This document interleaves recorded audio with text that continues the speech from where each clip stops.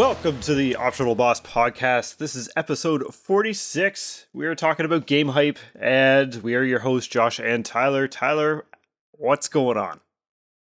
Feeling the hype. Feeling the hype for a lot of things. Feeling the hype for this episode. You do not sound like you are feeling the hype. I'm so tired. I have had a long week. I have some long weeks ahead, so I haven't had a lot of time to myself. But yes. In the last bit, what was I? Was I still playing SMT5? Because I beat it.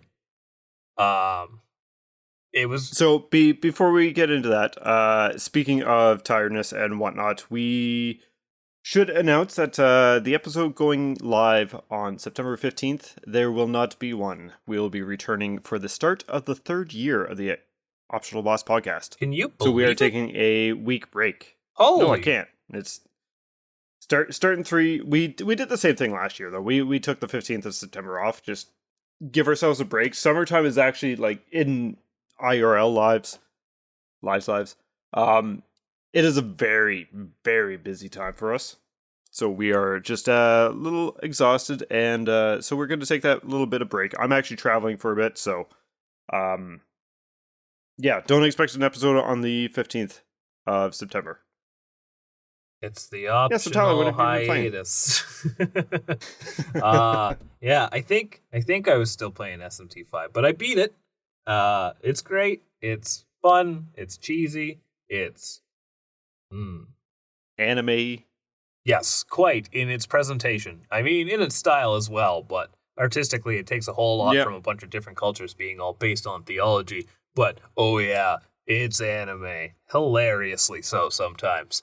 Oh yeah. But I had a wonderful time with it. I even did a little bit beyond my first playthrough. Like, it was different. It did have story differences, but at the core, it's the same game.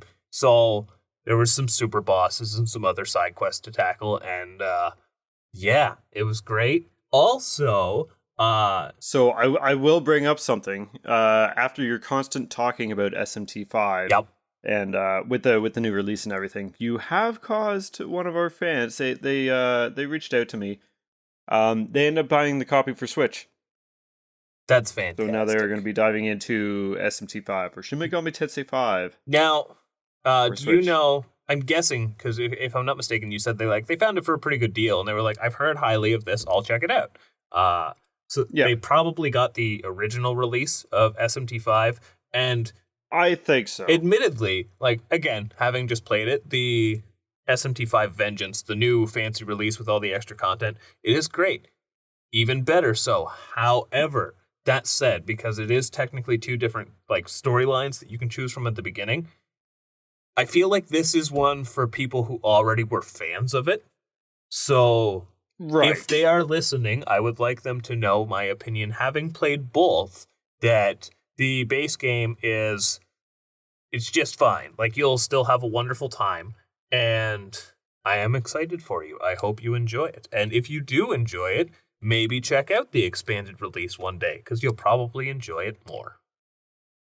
Now, how long was it? Do you know? So I think my second playthrough on this new campaign was about 55 hours, and I think I spent about 60 or so my first go-round on Switch. Now, there could be a couple reasons for that. It does perform better on the PS5, so it's a little faster, but I also think they kind of expedited some of the... There's more plot, but it's a bit more condensed, as where it felt a little bit more spaced out. Some of the changes they made, I think it was a shorter experience overall, or I just burned right through it. One of the two. But it didn't get to an exhausting length of time, I found. Well, I'm just trying to think, because like I haven't played the Shin Megami Tensei games, nor really the Persona games, aside from Persona 5, and I didn't play the Royal version, or whatever you want to call it. Threw in an accent there for the kicks.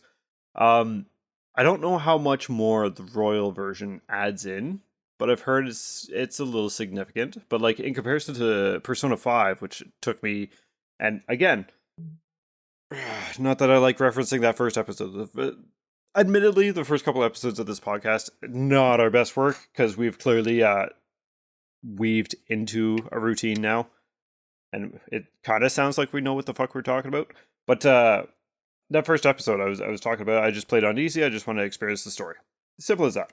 I want to do it again with the Royal version, but I just don't know if I want to have that much time invested in the game right now, especially coming off the back of Baldur's Gate.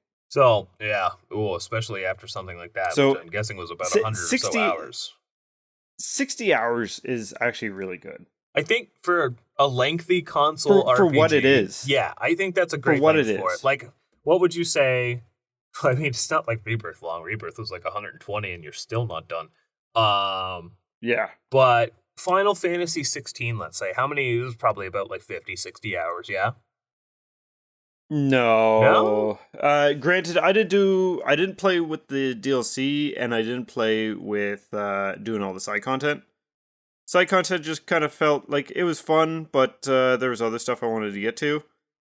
I don't know how long it actually took me. I'm certain it would have been 30 plus, though. There's no way that game was... It was more than 30, yeah. Yes. But it wasn't 60.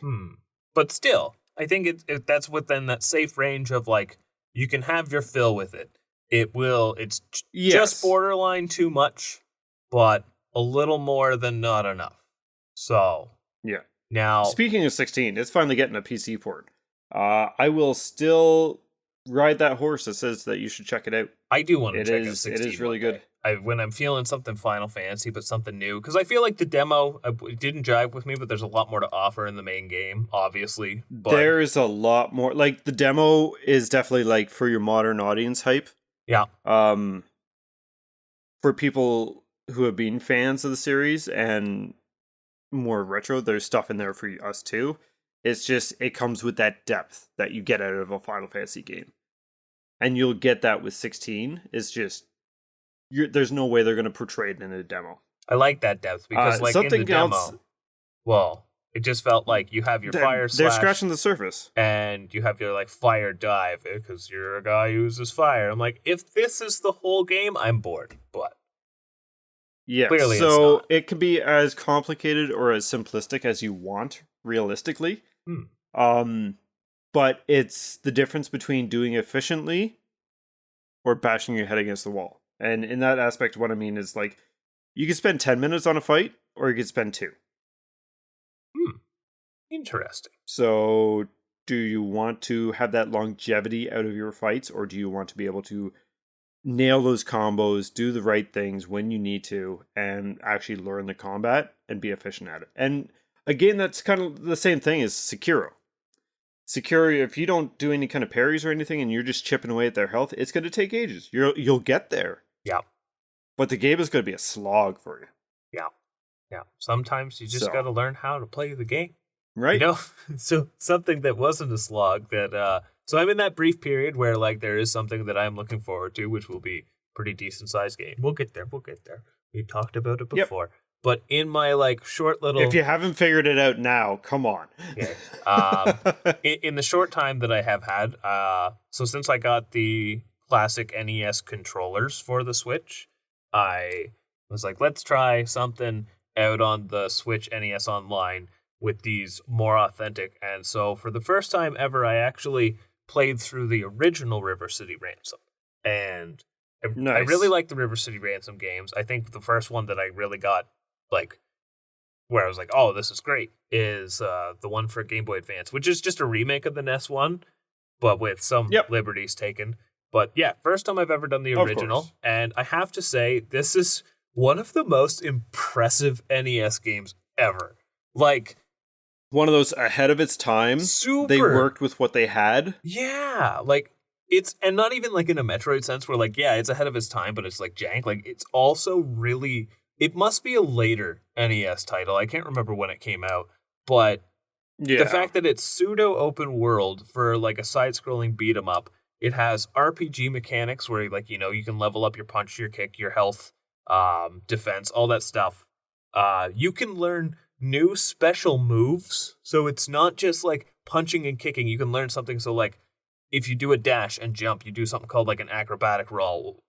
Where you just kind of curl up into a ball, and when you land, you'll actually hit them. Like, there's stuff like that.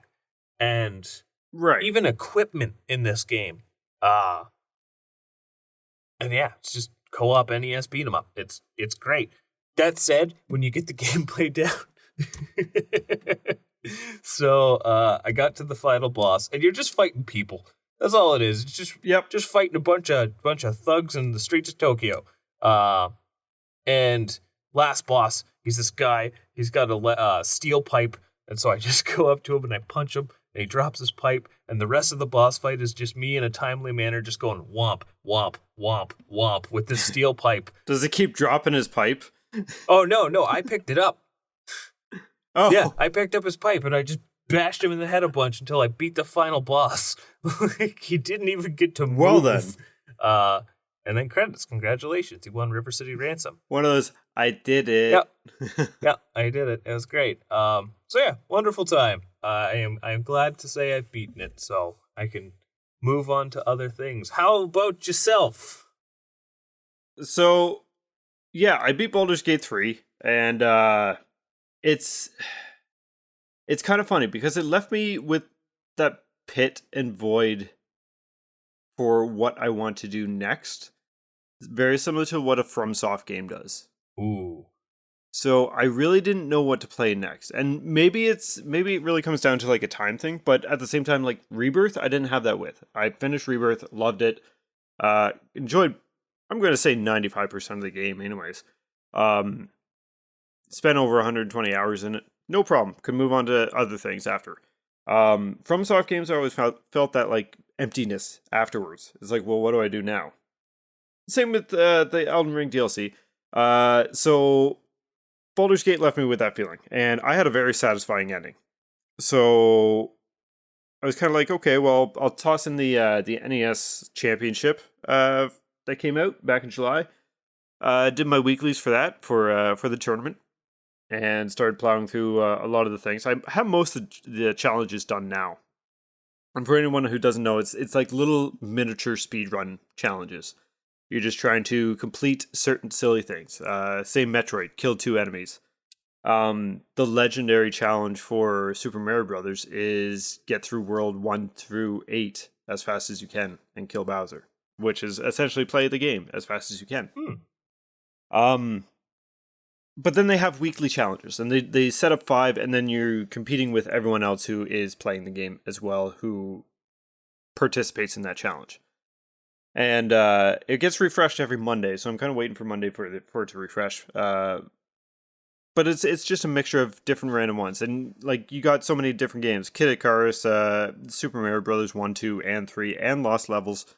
Metroid. You got Balloon Fight. Yeah. I know someone here likes Balloon Fight. I do.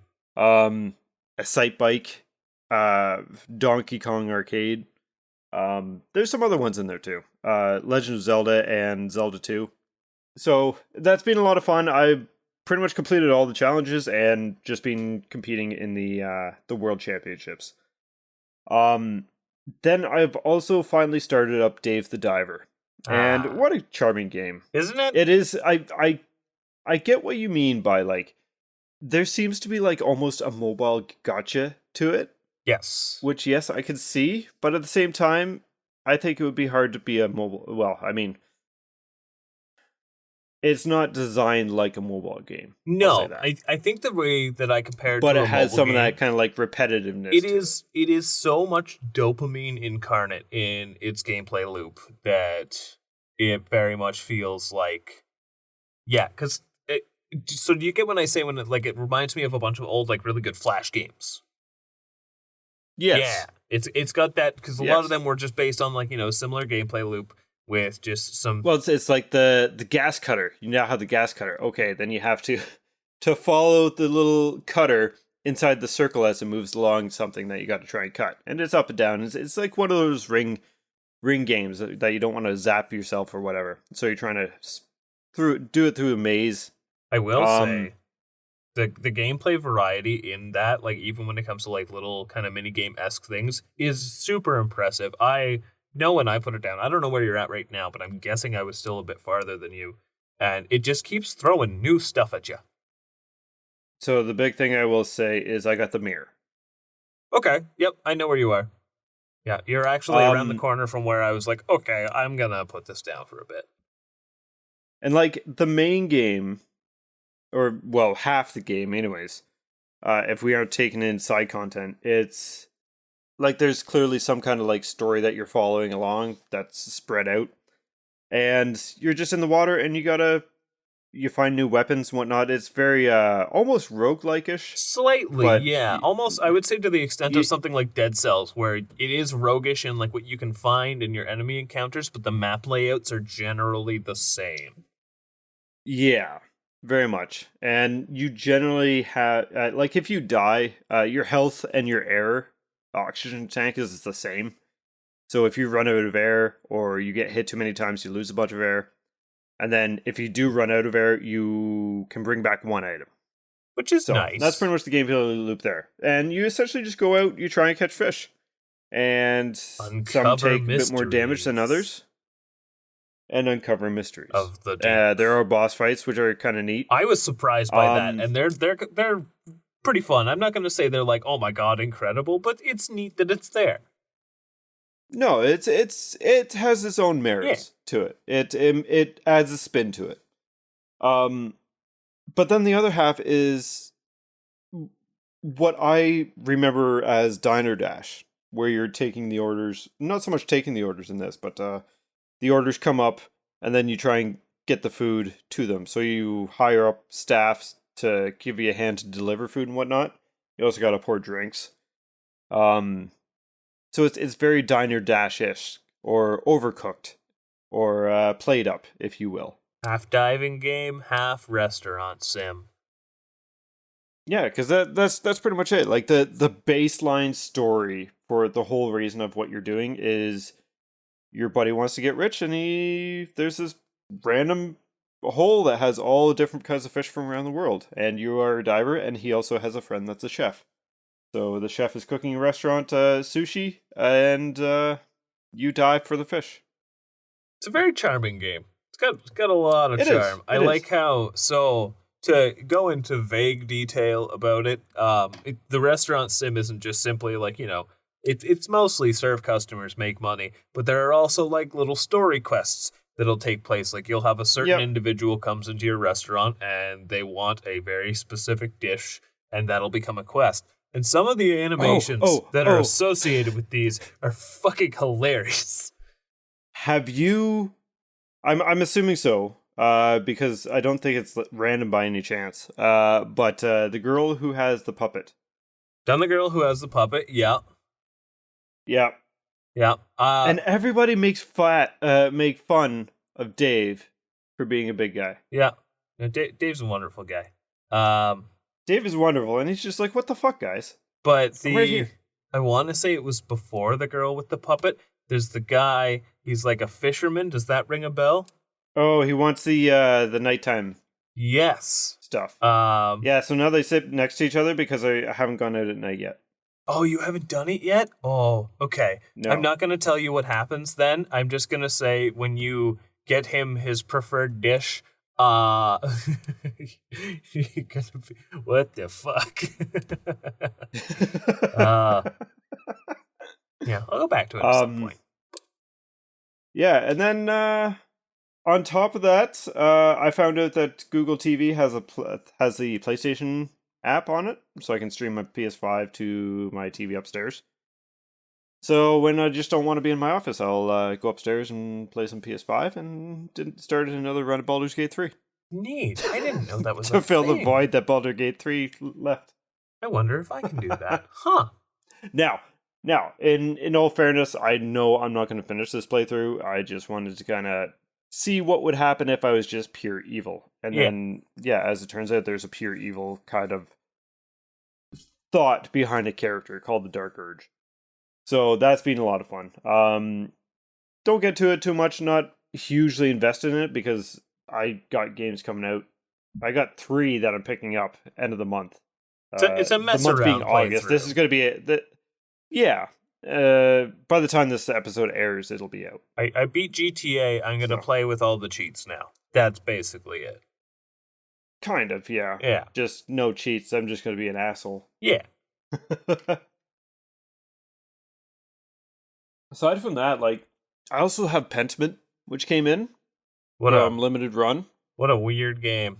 I'm excited to try it. I should just dive into it, but I got Dave the Diver and the Huh. NES Championship, so I might jump into it after some things that are coming out soon, and I'm done with Dave the Diver. I can't even really elaborate all too much on the other thing that I've been playing other than what it is. So in this, like, what do I play with my minimal time games? I actually took off my shelf.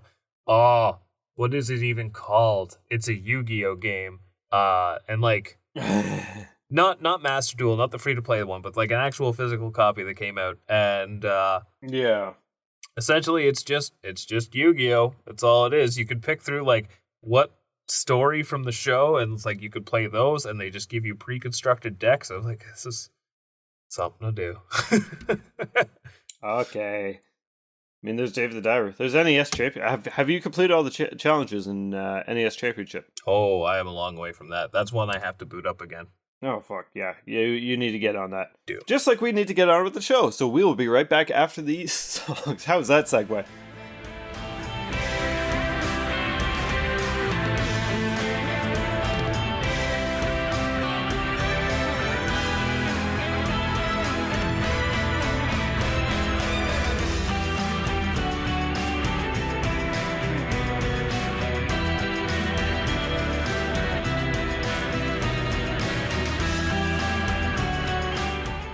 And we're back, and yes, I said after these songs, not after these tunes, or after this, or whatever. Sue me. Today we were talking about game hype, and speaking of hype, there's a few things that we are kind of hyped up for right now. Not that we're going to be like solely focused on what is coming out and what we are hyped for, like a anticipation episode or anything like that, but just overall, like the general feeling of hype that we get with games, what we have fallen out of hype with, and What it does to kind of like people. disappointing. Yeah, what it does to people is it turns a lot of people stupid. Well, I'm gonna it say has that an effect. It certainly has an effect. But it does. so at this very moment, what would you say you are currently most hyped for? Not soonest thing coming, but the thing that is like, I want it and I want it now. Okay, so I think the thing I am most hyped for at this moment is probably going to be the Silent Hill 2 remake, I had a feeling that would and be it. they've kind of been really hitting it. They really hit it out of the park recently. Like I've been talking about this for a while, right? Like when it was first announced, people are shitting all over Bloober and whatnot. And you know what? It's entirely possible that this game comes out and it's going to be absolute dog shit. It's possible. Um, but no one had faith in Bloober. Yeah, every trailer that's come out, everyone's criticized it to all holy hell, and it's like, well, it is alpha. And I've been saying right from the get go, it's going to be different once that actually comes out. Like we will have to see how it actually turns out, and like just the overall faith in the project has been absolute dog shit. And now that this recent story trailer has come out, everyone's like, holy shit, did they actually do it? And it's like, this is why we wait. This is why we don't want to announce things too soon. Chances are they did take some user feedback and use it to their advantage. Absolutely. And as they should, if they're taking the right feedback. But it's one of those things that I hate seeing. Companies get people way too hyped way too soon. And there's a game that I'm sure we're going to talk about later that was announced in 2019 and is still not out. Oh, that's the contentious side of the world of hype. Yes. So, and companies are dumb, but they're in it for cash. I'm sorry. That is the reality behind it, but they do need to make conscious decisions to make the consumers, who are their customers, want their product and not be dangling a carrot in front of them. Want it to seem like it'll be real. So before we get too sidetracked with other conversation, yeah, Silent Hill 2, it's probably my most anticipated. And what about you? There's a lot of interesting things on the horizon, but I would say if there was something I was like, the peak most hype for, cannot wait to play, but Is it going to be out after this episode airs? no, but Or is it going to be out before the episode? I am very hyped for that. Oh yeah, so I guess in this case it would be after. So, I would say long after. So I will say this. Right now, when we are recording, it is August 24th. Now they know. It's been dated. I know. It's been dated. I peeled back the onion curtains. You onions. Yeah, now I would say if we're going like most hype, can't wait to play long term kind of thing, Hades 2, hands down. Oh yeah. I have Yeah, immense that'll be hype good. for that. And it is technically out now, but it's not. I'm waiting for a full release. It's not. Yeah. So, but I guess we'll just get to what we've been alluding to. Yeah, Visions of Mana. Tons of hype for that. Oh my god. It's a new mana It's a game. new fucking mana game. That's amazing. But here's Sorry, K-Bash, you're gonna have to come back because our mana episode's outdated now. I'm very, very excited to talk to him again about Visions, which I am sure we can hopefully make happen down the pipeline. But yes, and Yes. a little bit different, not as much of a roller coaster of hype as you've been having with Silent Hill 2, but for a while now, here's an interesting thing about it. I like to temper my expectations, but I also like to be surprised. So, as previously mentioned, I Yes. would typically avoid, but I did not avoid, and I tried the demo. And since then, I've been a lot more excited about it, especially now that some more trailers have dropped. And yeah, it is very exciting, but it's also very close. So Yes. it's not that overwhelming sensation of hype, I think, because it is so nearby. So, okay, actually, speaking of that, when was the last time that you felt like an insatiable amount of hype for a game? Like, it's coming out, you're dead set ready for it. You might call in or take the day off, or like, that kind of level of hype? Oh, I do. And I think, okay, the last time I experienced peak hype,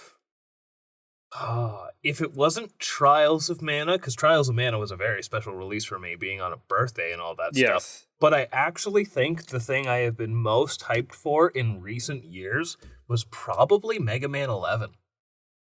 Yeah, was- that actually makes sense. That was a coming from big you. deal, right? Like, Trials of Mana is incredible. Don't get me wrong. Like, they brought my favorite game to this side of the world.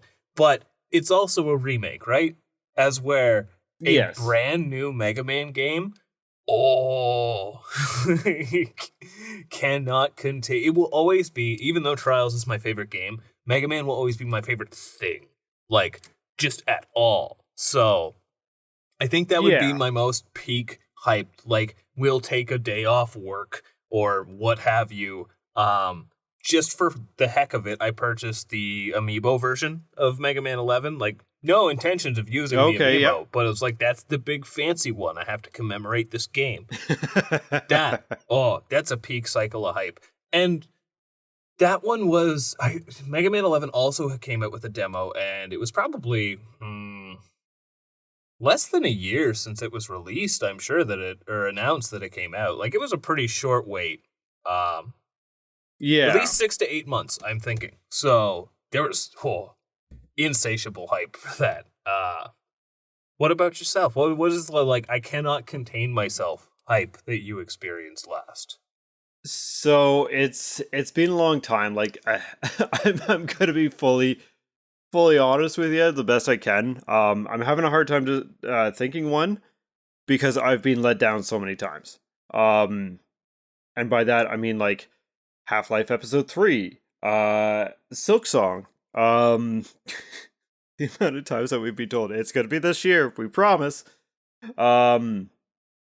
Just shit like that. So I don't tend to let myself get too hyped. However, with that said, I was actually really excited for Final Fantasy 16. I was really excited for that. And it's funny because I also want to say Elden Ring.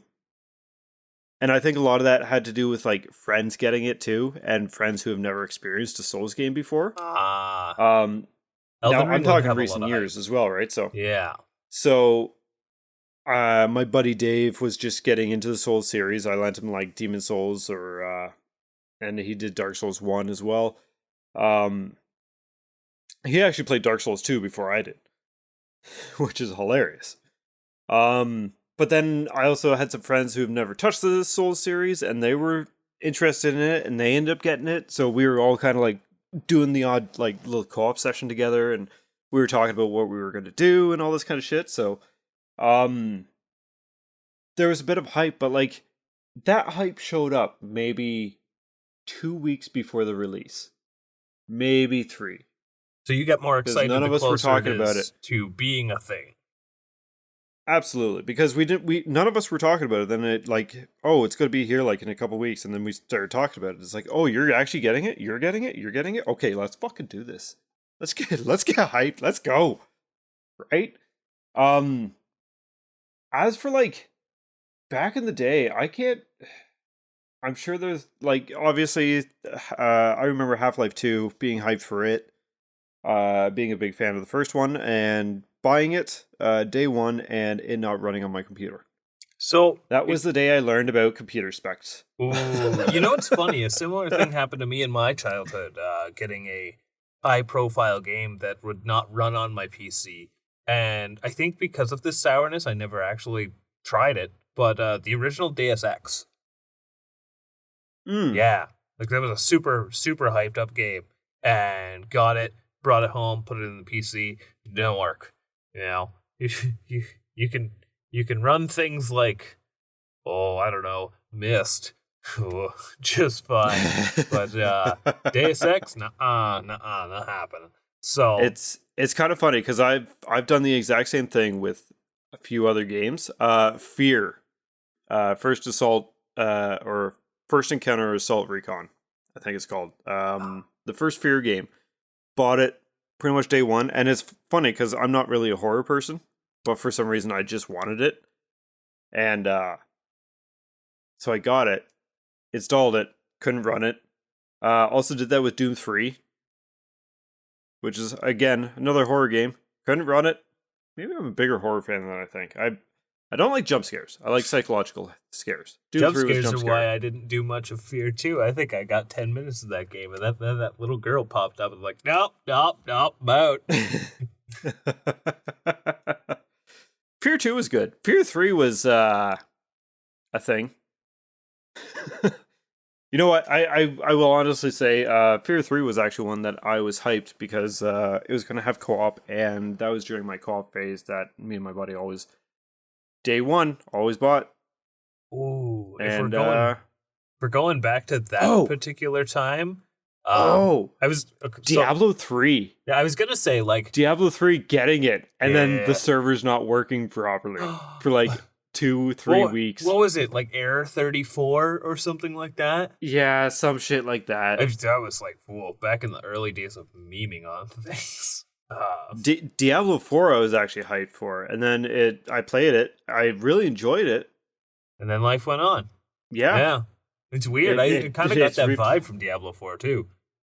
I was actually kind of thinking about it earlier today, actually. Like, they just released a DLC. I should almost go check it out.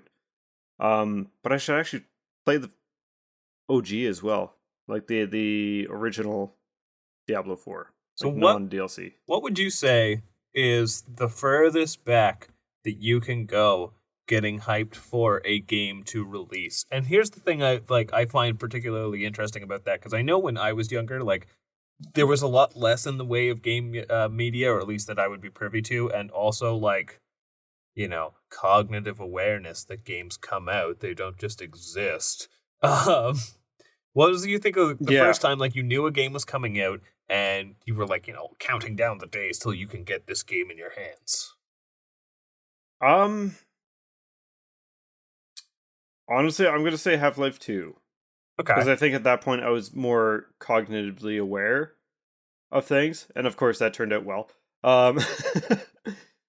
It was more of like, we'd always go to Kmart or Walmart or whatever store we had that was akin to those. And it's like, okay, me and my brother would always go to the game section or electronics section and go browsing just what's in the cabinet. We didn't really know of games that were coming out because we didn't have magazines till later on in life. We didn't really watch that many TV shows where we had game advertisements. So we weren't really up on the knowledge of what is coming out. We just see something and it's like, oh, shit, got to get it. Yeah. Or that's what I'm asking for Christmas or birthday or something. Yeah. It was very rare that we know of something ahead of time, which is, it's bizarre to think of that kind of world. Because this is like before we used internet every single day. Right? Like we didn't know what the fuck we were doing. Then yeah, like so one that I can remember is Half-Life 2. It's like, oh shit, this is coming out. I'm going to get it. Half-Life 1 was great. Half-Life 1 came with Counter-Strike and did defeat Ricochet and Team Fortress and all that. But that's besides the point. I think for myself, the first time I ever experienced like unfathomable hype was, and actually it was from a commercial no less, for a little known game called Golden Sun. Yeah, and it's hilarious because, okay, so fun little bit of trivia. I don't know if you would recall the commercial for Golden Sun, but it's basically like, it's this woman singing on a stage like an opera, and I don't know if like a whole bunch of monsters show up or something, but there's like this crazy thing happens where this giant chandelier above her turns like into a dragon, basically. And it's just this wacky scene, and then just spliced in, they have like, gameplay footage and stuff like that. Whatever. Got me super hyped for the game. In the DS one, so the third Golden Sun, I think Dark Dawn, I don't know, it's not very good. I've tried to play it a bunch of times. But anyway, they referenced this commercial by making a summon that was this weird chandelier dragon. And that's just great. Neat, I think. But yeah, like I remember seeing the commercial for Golden Sun and also like Game Boy Advance. Like, what is that? My Game Boy does color. And that was the number one, like, Christmas.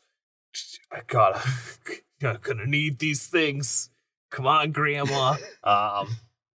Yeah. It's really funny. Like even with commercials, like I've seen a bunch of commercials in my later years for games. Like, how many times have you gone just random YouTube spiral and like found old game commercials? Oh, I'm gonna tell you this right now. They're supposed to hype you up. Old game commercials for like Yoshi's Island isn't making me buy it. I was just gonna say the Yoshi's Island. Like, doesn't he like he eats something and he just like started growing like the girl out of Willy Wonka and the Chocolate Factory, and then just explodes and like guts go everywhere? It's this guy, yeah, he goes to a restaurant and he just orders like everything and he's just eating mountains of food, and yeah, he just expands to the point of exploding. And I think the correlation is just Yoshi picks up things with his tongue. Yoshi swallows. Yeah. Another weird one. Oh, one that I actually do remember seeing from time to time. I think it was the commercial for Wario Land. And it was just like, this cartoon image of like Wario in this hypnotic background. He's just like, greed is good. Wow. Oh, yes. Yeah. Yes, I have seen this one. Can you collect all of the 7 coins? No, that's the previous game. But all the same. That was 6 coins, wasn't it? 6 golden coins, yes. Regardless. What a great game. Or there's the old Kirby commercial. Kirby commercials are weird, man. It's the Nintendo commercials in general were weird back in the day. Oh, you know what was not getting me hyped was do you remember the commercial for Luigi's Mansion? No. It's like this guy, all of the GameCube commercials were really weird, but it's like this guy sitting on one end of the couch, and there's like this stereotypical goth-looking girl on the other end of the couch, and there's like these weird kind of like trippy flashes, and they just kind of keep inching towards each other on this couch until like I think they might start making out or something, I don't know, but there's Luigi's Mansion on GameCube. Get it now. Okay. What a time to be alive. Like Metroid. Metroid's been around for ages. I don't even remember seeing a Metroid commercial. Like, I've seen them now, obviously, but like back in the day, I first found out about like Samus Aran from Super Smash Bros. Like, who the hell is this? Same with Ness. You want to talk about like, I didn't know any of the Earthbound stuff. So I think Super Smash Bros. As a franchise is the king of hype.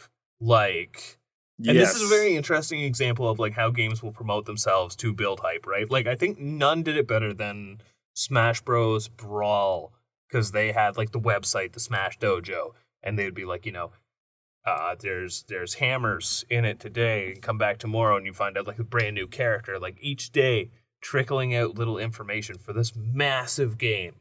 Almost like an ARG. Sorta, but Kind a of. little more straightforward.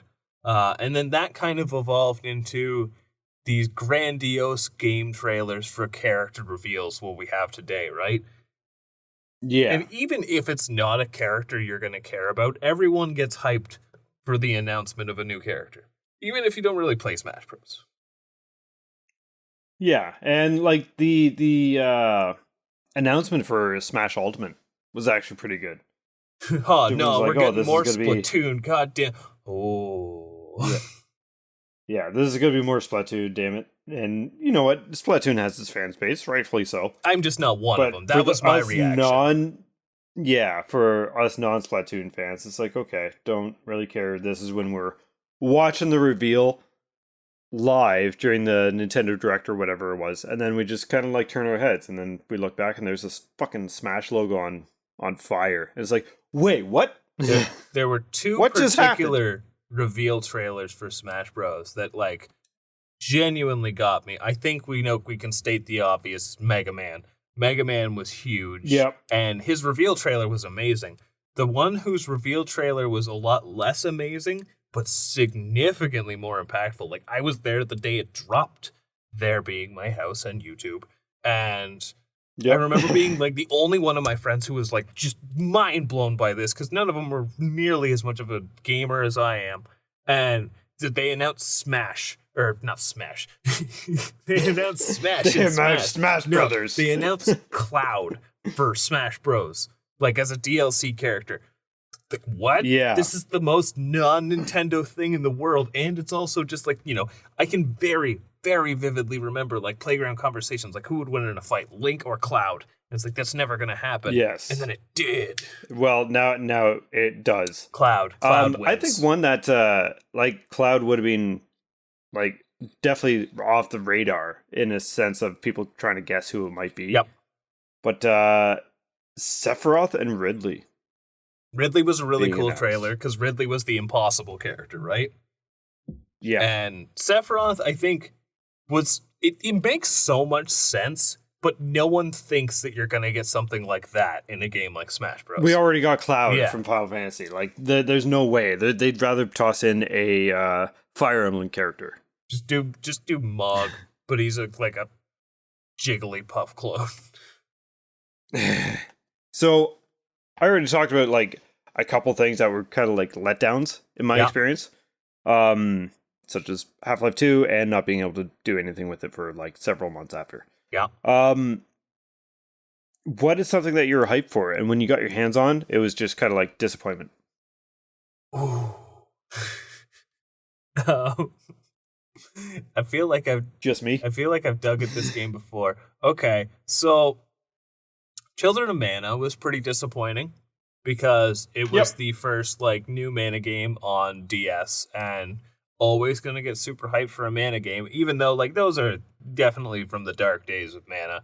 Like Sword of Mana, I think before subsequent releases was the last good one. I don't know about Dawn. One day I'll find out about Dawn. But yeah, this new Mana game, I'm like, oh, sick. And got it, and well, I don't own it today, which says a lot. But I think something that I was like super hyped for and then super let down by was Yoshi's Island DS.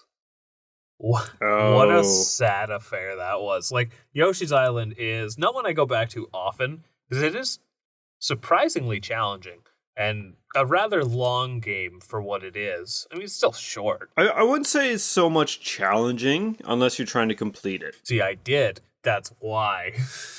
I've completed it back in my childhood, which I honestly, a lot of these games where I know I completed right to the end, like Donkey Kong Country 1, 2, and 3, Donkey Kong 64,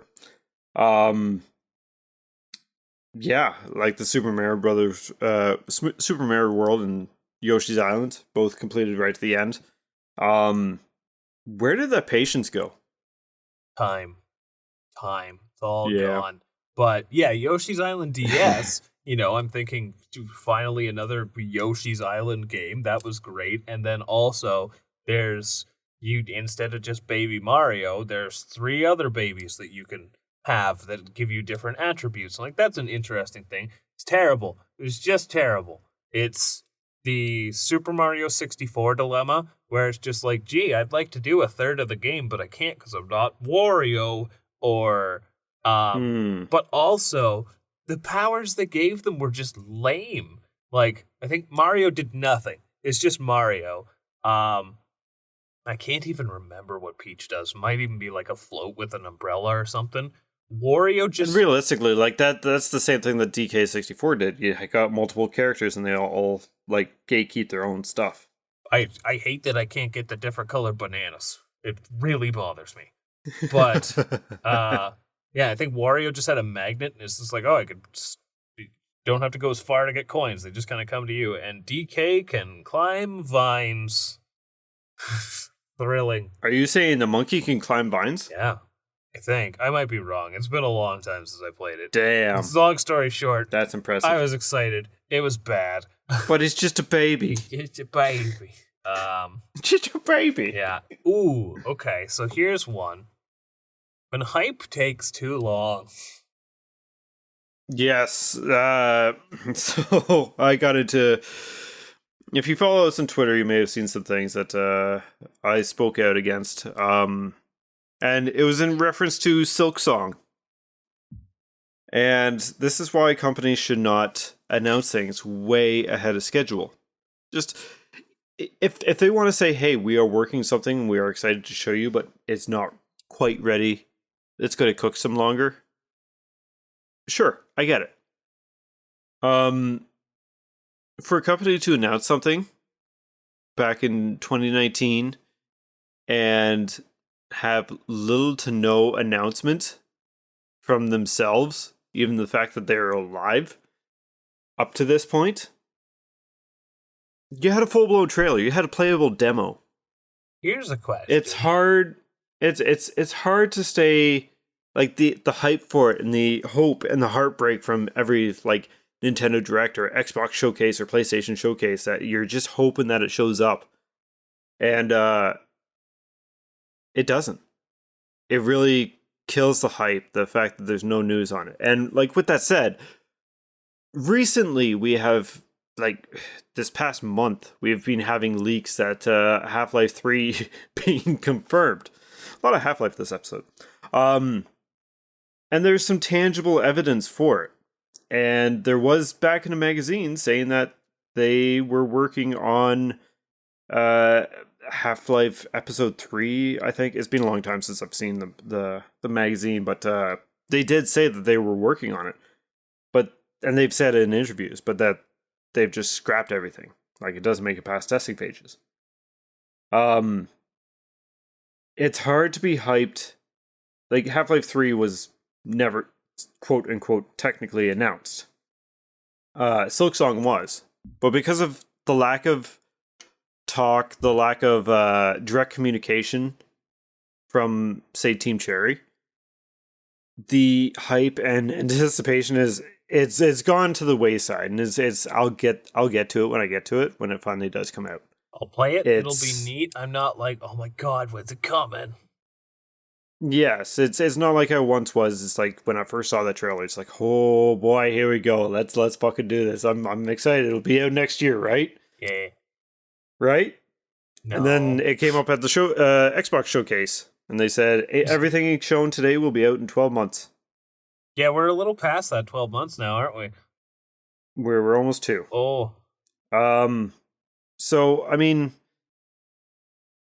it's hard to stay hyped for something, regardless if you're looking forward to it. Now it's just kind of there's a point when hype oversteps its bounds, and it's never going to live up to your expectations that the hype has caused. You know what's a game that I do think suffered from that, but I think handled it obviously a little bit better than the whole Silksong situation, but like had a similar kind of exhaustion to it was Tears of the Kingdom actually. Yes. No, Tears of absolutely. the Kingdom I'm was the way I'm that saying they absolutely. I haven't pitched even it. actually played it. I have it on my shelf. I do look forward to when you try it, but I can definitely see the apprehension of getting into it. But yeah, when they first announced it, it was kind of like, it's gonna be like not around the corner, but it shouldn't be that long. They're just making Yeah. more Breath of the Wild, and then nothing, and then more nothing, and geez, what was it like 7 years? Yeah. Something like that. I think from 2017 to didn't come out this year, did it? No, last year. Okay. So 2023. Yeah. So like a 6 year gap. And I think 2 years prior, they're like, it's coming, it's real.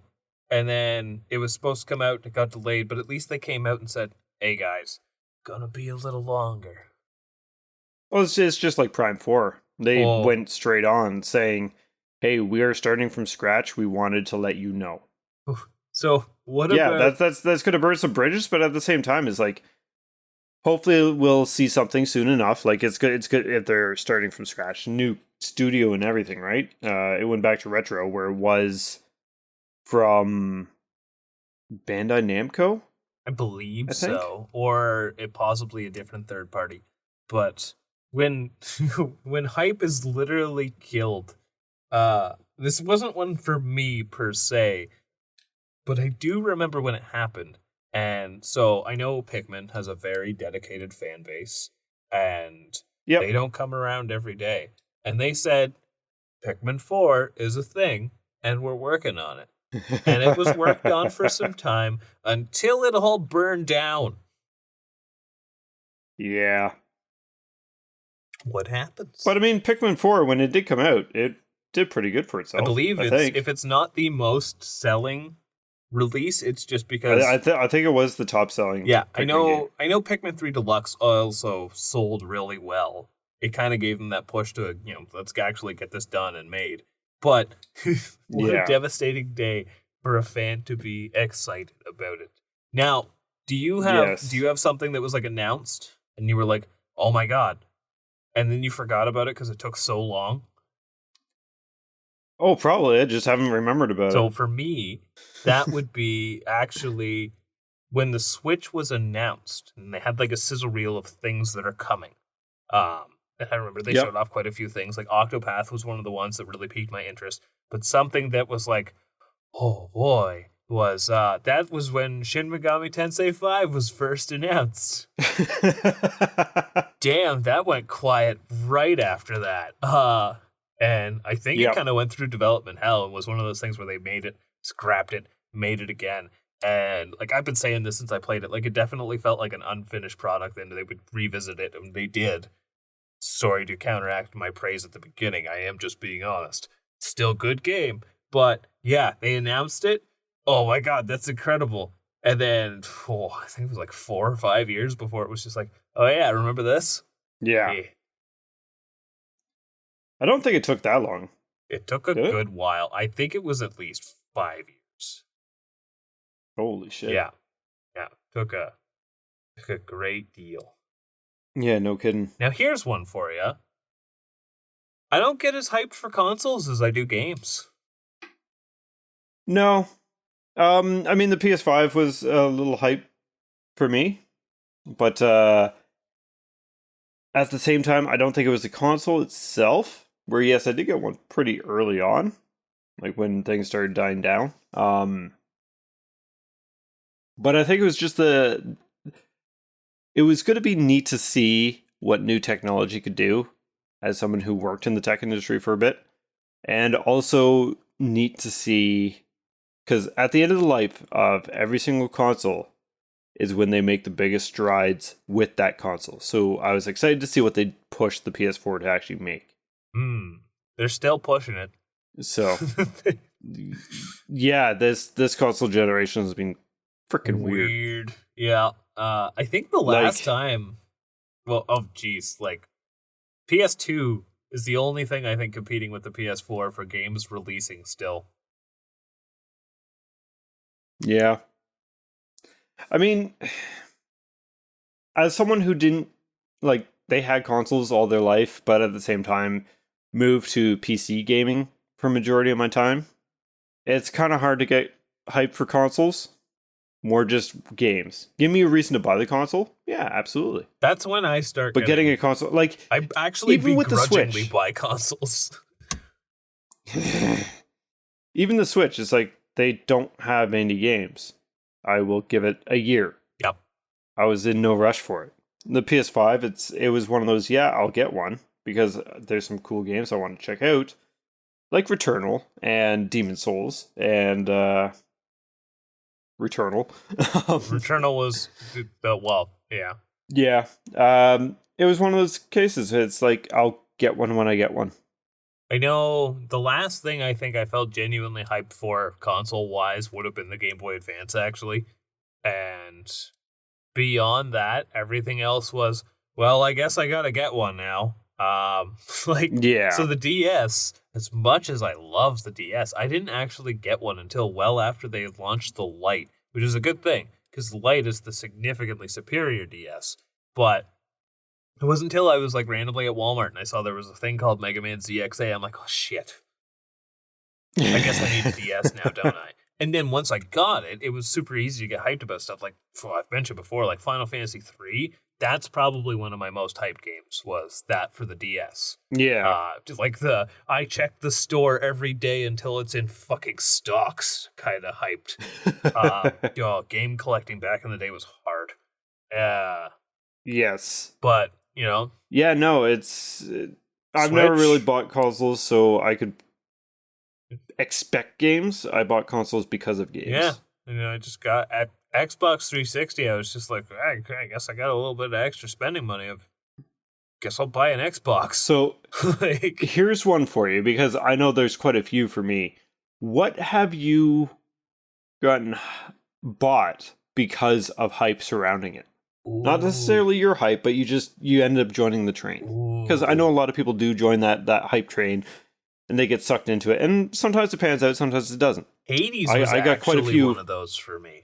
Yep. Yeah. Actually, I think I'm on the same boat because I remember I played Bastion, and I think that was the only other game I have Transistor, never played it. And it's like, oh, okay, yeah, why not? And it was Hades that ruined roguelikes for me. Yeah, they did it really well. They did. Sometimes it's hard not to get swept up in the hype, though. I think, I know there's a lot of things on Switch that I've gotten that it was mostly due. Mario 3D All-Stars. I wouldn't even call that hype. No, that's false scarcity and then actual scarcity. Yes, bring back Mario 35. Yeah. That was great. Pokemon got me with its hype. I remember, because I had fallen off of Pokemon until Gen 6, and seeing ads for Pokemon X and Y, like the first 3D breakthrough, like, yeah, the hype sucked me right back into that one. Yep. I feel like Smash Bros. Hype got you to buy it, because you really barely played Smash Bros. Ultimate. Yeah, so I don't know if it was so much hype, but nostalgia. It's a big deal. And it absolutely is. Like I didn't have a Wii U. I barely touched my Wii. I played the living shit out of Smash Bros. And Smash Bros. Melee. And it always had a good time. Now, one thing I didn't think about when I was getting Smash Bros. Ultimate is I don't do couch co-op games anymore. I don't have my friends over and play games like I did back in the day. So it's very easy to dive in. Playing online with people, just not the same, nor is Nintendo servers very good. Or their connection protocols, anyways. So I think it was more nostalgia than hype. I think that's fair. But a couple things I did buy out of hype. Definitely bought Stellar Blade out of hype. Ah, yes. There's a lot of talk about it, all that kind of stuff, and it turned out to be a really fun game. See? Like I did the demo, and even during the demo, I'm like, okay, I get what they're going for. This is okay. I ended up platinuming the game. Found it actually really enjoyable. I think I it's like funny. the story, like all this shit with it. It's great. Like the difference between buying something due to hype and buying something due to reputation. And that only crossed my mind because when you said Stellar Blade, I started thinking about Nier. And Yeah, like that's Nier was definitely one I bought out of yeah, reputation. and you can get yourself hyped out of it, but like the hype has died down at this point. You're just getting yourself hyped, right? Um, Yeah, Something that actually it was a slow burn, but the hype did eventually sweep me up into it. Like I was one of those things where like I don't really care about this, and then I kind of like peeked into it, and then I started looking more into it and learning, and then I was all about it. Was Monster Hunter. Monster Hunter yeah. found its way to sweep me up in its hype, and oh my god, that's Monster Hunter Wilds. I am very excited for that, and it's funny because here's something that have you ever had something that you know you're gonna like, so you already have kind of like a decent amount of hype for it, but like me with Yep. the mana games, you're like I'm gonna avoid it, you know, wait till it gets Yep. closer and then I'll get myself excited. But then you're just like, well, maybe just a little look, and then you just end up deep diving into every nugget of information that's available right now. And then you're going into VOD video, like lore videos of what the trailer meant. Stuff like oh yeah, because I saw there was the Game Awards trailer for Monster Hunter Wilds, and it was like, cool, new Monster Hunter game. That's exciting. I like Monster Hunter. Yep. And they've recently been putting out a bit more media with some of the like Gamescom and stuff that's happening right now. Okay, any event around games that Capcom can shove a Monster Hunter not Rise, Wilds trailer into, they will. They're doing it. You can't escape it. And so I'm like, okay, well, there's some media coming out. I'm not gonna watch this trailer or anything. But then I saw in my feed that they had like brief weapon demonstrations. They always do this as the build up of a Monster Hunter game. And I saw they put out one for Hammer. I'm like, shit. Well, I guess I want to see how the Hammer's gonna play in this game. And that's where it all went downhill.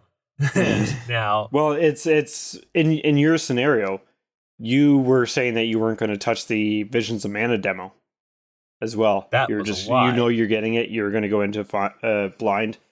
Sure enough, I'm glad I did though, because I know that I can accept it for being like very much a B game, but there is still obviously that hesitancy of like, oh, what if they drop the ball? Yep. So I'm glad I did, but I lied. It's an action framework, so I think we're fine. Honestly, I think it's gonna be a lot of fun. It's not tower defense or some shit. Oh, so I think we're fine there. It's not an RTS. You know another game that I bought out of hype? That. And it was like, it just released, and I probably have, but didn't really think about it, but it was like the first game that I really recall seeing like 99% on Steam, overly positive reviews for. I'm like, that's... Okay, what is up with this game? And I think it was launch day that it came out on Steam. Stardew Valley. You know what? Never heard of it. It had a lot of reviews at 99% positive. It's like, okay, there's something about this.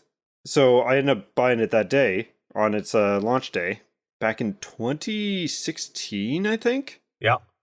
Which is bizarre to think about. And yeah, I was instantly hooked. And so I bought into the hype behind that. It's funny because that's just a way it's because that's almost like Reputation, but it was hype. Like everyone was talking about it. It's like, what the fuck is this thing? It's weird how does it have 99%? Yeah, my experience with Stardew was like vaguely similar. Like all I knew about it is like, it's the not Harvest Moon game. And it's like, okay, whatever. Yeah. But shortly after I got my Switch, because it was one of the first couple games I had for Switch, and yep, it was just always at the top of the best-selling charts, and there's no way a game could be this good. Yeah, it was like $16. It was always like, it was outclassing stuff that had like significant price drops and stuff. Like that's how, and I know the Switch was pretty limited back in the day, but still, you could tell like people clearly like this game. And then when my buddy was over, I was just on a whim. It's just like, hey, you want to check out Stardew Valley? And it's like, sure. Bought it, downloaded it, fell in love. Yeah. Incredible. That's a silent hype. It's wacky. Yeah. Yeah. It is weird how I don't want to make this a conversation about reviews, but it is weird how such a thing can like tie into hype and sway decisions, right? Well, and something else like with reviews, like we live in a content creators world, Yeah. right? Like everyone has their own bias, everyone has their own there's people who probably listen to us and be like, these guys are idiots. There's probably people out there that say these guys are idiots and I love them. There's at least one. Still gonna call it a Sega. There's it really comes down to like what is that person's preferences and how does it affect mine. Like we've talked before, and you know what, all honestly, I'd love to go back to this almost like a remaster episode, but the whole turn-based debate. During that first episode we talked about the pros and cons of being turn-based, and Tyler was all for it and I was against it, and by the end of the episode we swapped roles. And it really comes down to like, what is there? Like, I could recommend so many RPGs that I played and enjoyed to Tyler, who is a big turn-based RPG fan, that he probably wouldn't like, and vice versa. And it really comes down to like, what is that content creator that you watch, and how does your enjoyment also familiarize with yourself? Like, how much can you actually have that connection? Jive. Can you resonate with what they're saying? That's the word. Yeah. So, like, take, to bring it up again, K-Bash and the Mana series. Perfect. But he also plays things I don't think I would really care for. He's also disagreed with things that I love. Yep. So if you're listening, I've you know what? You and I, we don't agree on that Mega Man Zero franchise one bit. But, but this is the thing where you shouldn't let someone, I didn't finish that video and go, I like watching his content, but now I hate these games, even though I liked them before. Like, no. You gotta forge your own opinion. But no, you're allowed your own opinion. A like-minded mindset does open up to recommendation. Yes. You are going to have more ideas on what to get hyped for from someone who you resonate with. However, at the same time, myself and I'm a firm believer on this as well. Like, if I say I don't like a turn-based RPG that is filled with anime, but I love Persona 5, chances are there's some merit there, right? There's something in there to hook you. Yeah. It's like me not liking sports games, but golf games are great. Unless you're Super Mario Super Rush. That was a disappointment. Or Mario Golf. Oh, God. You know what I've actually... It's still on my shelf, and I'm still tempted to return it. It's one of those, I haven't done it because it's a digital purchase, but I know on the Switch eShop they have Neo Geo Turf Masters. Just golf. I don't know what that is. It's just golf. But I want it. You know what else that eShop has? That. Return of Sunsoft. 3 Famicom games from Sunsoft that were never in English that they converted over to English. I saw that. It's not as exciting as the Arrow the Acrobat games. And soon, there's a random bit of hype. Soon, a port of Zero the Kamikaze Squirrel. Look it up, folks. Good, that damn squirrel. It's a great game. I probably just bought it at this moment. Zero. Probably.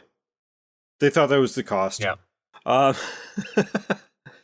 Actually, a game that I bought just out of its hype and, its reputation caused hype, Pentiment. Ah, yes. I don't know what you do in that game. Yeah. But I still bought a physical edition. Yeah. I saw it there and I was like, okay, I gotta check this out. And it's similar to Stardew. It had really good ratings. So 13 Sentinels. That was one I bought solely out of hype, actually. And that was actually really good. And that's a good excuse for both of us. Especially, we are not a tactics or visual novel person.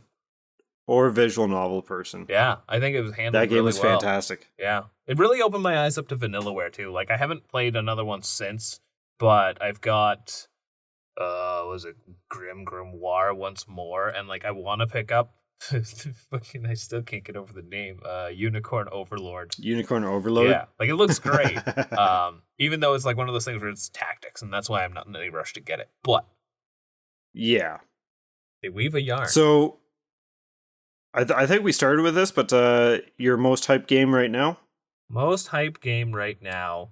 Okay, I think I'm Silent Hill 2. I'm gonna list Honestly, off three, the remake. and those three are gonna be soonest, a little bit of ways, and a long ways away. And we're gonna go Visions of Mana, Monster Hunter Wilds, and Hades 2. That's fair. Yeah. Like I could get behind Hades 2, but like I'm not feeling the hype with it. No, it's probably because I know it's out. Visions of Mana, yep, that's out now as of this episode's release. Yeah. Unless they do like last minute delay for whatever reason. I don't see that happening. I hope not. Yeah, Silent Hill 2 remake. And I'll toss in Alan Wake 2, because it's getting a physical edition. And as a physical collector, I never played the digital. Yeah. So I've been waiting on the physical. I got some good hype. Which comes with DLC. Yeah. So that was something I was hyped for when they announced that. Buddy came out on stage, said, "We're doing a physical," and bye. Yeah, it's like, all right, I can play it now. Yeah. So I think that's all I got. Yeah, I think Tyler, we can put this you one got anything else? We can put this one to rest. Let's remind the folks that if you're excited if you're hyped for the next episode, wait. Yes, next episode will be out October 1st. It'll be starting off our third year of the Optional Boss podcast. We thank each and every one of you for joining us on this journey as we kind of learn to semi-know what we're doing. We are no professionals by any means. We get tons of things wrong, and it's kind of our charm, I hope. Speaking words. You can find us over on... You can find us over on social medias, Instagram and Twitter, or X, or whatever you want to call it, at OptionalBossPC. You can always email us at optionalbosspodcast@gmail.com. And we are also on YouTube. Just search up Optional Boss Podcast, and we'll be there for all our episodes. You can always find us on any of your favorite podcasting services, Spotify, Amazon Music, Podbean, all that kind of good stuff. Apple Music. Yeah, that one. What the heck is Podbean? Till next time, guys. Podbean's just one of those ones that are there. Oh. Yeah. Find us there. The more you know. Take care, everyone, and thank you guys so much. We'll see you next time. Bye!